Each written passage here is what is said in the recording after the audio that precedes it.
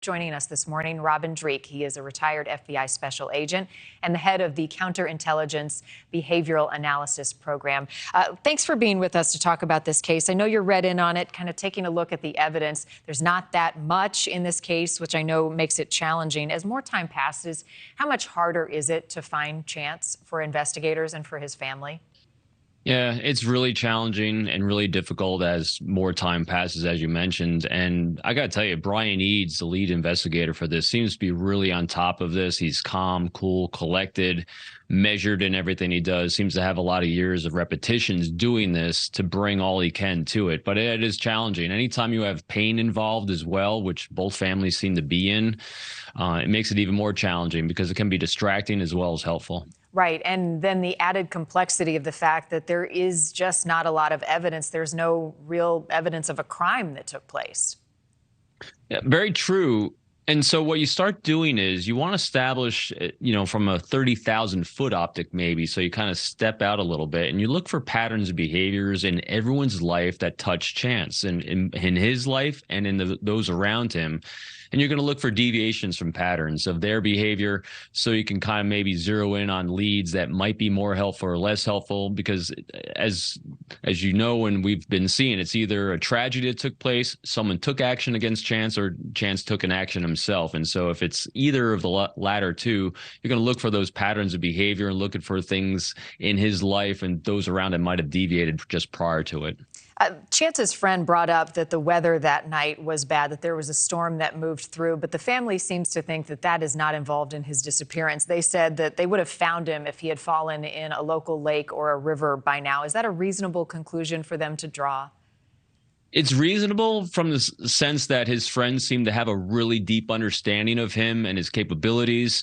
But you never want to rule anything out, because if you rule one thing out and you look too hard in one area, you'll never discover. But it sounds like they really exhausted that possibility pretty thoroughly, but you don't want to rule it out entirely, because then you become confirmation bias that you won't even look for it anymore.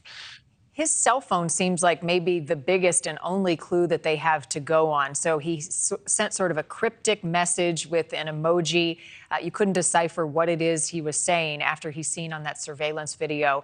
Are we past the point of being able to determine where the cell phone last pinged?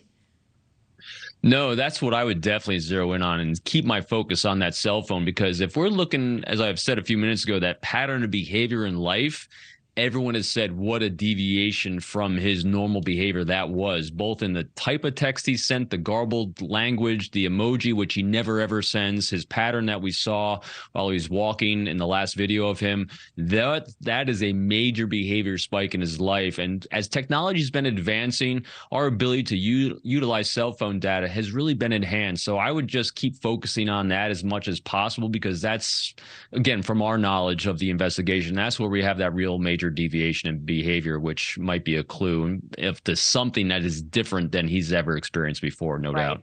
And Robin, this is a really rural area. It's a small town. Gering has less than 10,000 people, whether he was in Gering or that other neighboring community. How does that impact the investigation and the manpower put forth to a case like this?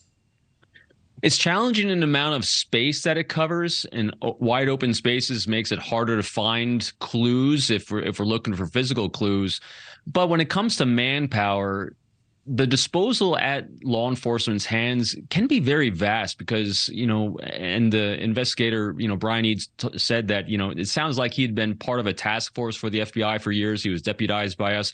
And so whether it's FBI, whether it's state and other locals, they'll assemble a large amount of people to do physical searches of areas and vast amounts of area. They can use aerial on types of things, people that know the area really well. So it's challenging because the space is so large, but they'll always have the amount of resources and personnel they need for periods of time, because they'll do a surge to that area, no doubt. Many of these cases, though, Robin, the family feel as though they've exhausted all efforts with law enforcement in that investigation. They'll hire a private investigator. What are the advantages in a situation like that to bringing someone else on board? There's always advantages to have a new optic on things. As long as that new advantage and new optic doesn't impede the investigation of someone else or start a negative confirmation bias that's going to go down and be hurtful and harmful to someone, and it's only going to help and build upon the things that have already been conducted. More objective eyes looking at a situation from a fresh set is always helpful.